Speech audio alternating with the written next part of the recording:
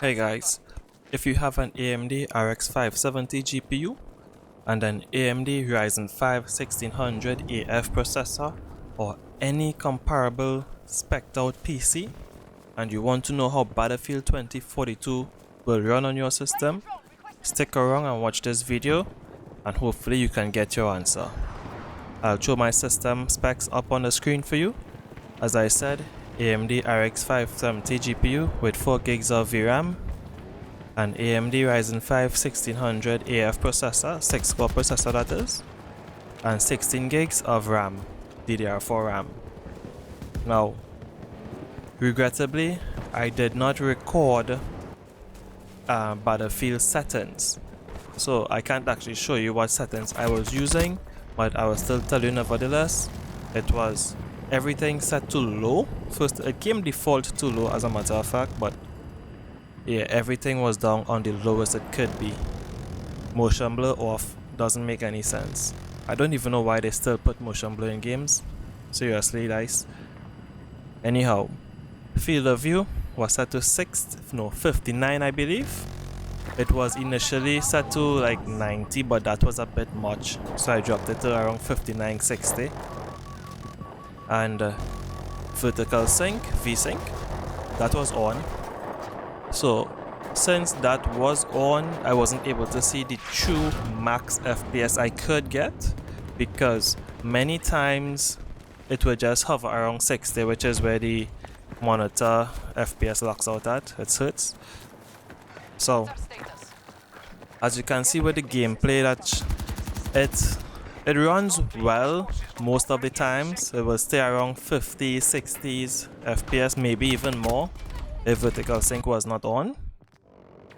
And it really dips down, let's say when action sequences comes up. Maybe a tank passes by and launch a shell. You might see some FPS drops. Some players running around, shooting, explosions everywhere. You're going to see that FPS drop straight down to 30s, maybe 20s. The lowest I have seen it reached was actually around 15 FPS, and boy was that terrible. But it's not like it stays there most of the time. When the weather sequence comes in, I was never able to see tornadoes or the rocket ship exploding, unfortunately. But just the typical weather when rain comes in, the FPS would tank and you would notice it. It would go from 60 to like 45 on average. And it's really noticeable. It's not bad. It's not like you're playing on 20 or 30s, but it's not perfect either. And let me remind you, my resolution was actually set to 720p. It was initially 1080p, which is the resolution of my monitor, but I can't do it. I just can't. So I had it on 720, and performance, it would tank like it would tank. It's not like it runs on that resolution. It's not like it runs on that FPS constantly. Most of the times it's an enjoyable experience at 50s. When you're using the optic, the magnification optic, it can lag at times. I've noticed that happening. Usually once it zooms in, especially let's say on foliage, you would see your FPS drop a bit, which can affect your aim. Sniper rifles, same thing, because the outside of the magnification, there's a blur effect they've added, which actually affects your performance greatly. So that, along with the magnification of the optic itself, just affects performance.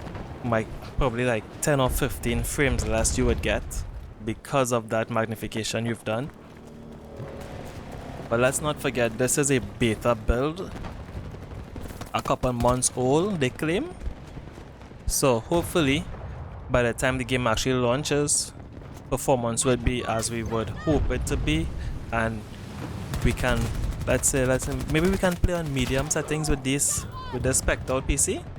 If not medium, at least the low settings I was running on would actually play smooth, because the game does not look bad, honestly. Even on the lowest settings, the game looks pretty nice. So I will accept playing on low as long as the performance improves, and it should improve from the beta to the actual release. Yes, that's about it. If you would like to see more content from me, you can subscribe to me. I'll be playing some Battlefield 5, some Battlefield 4 maybe, until the game actually launches.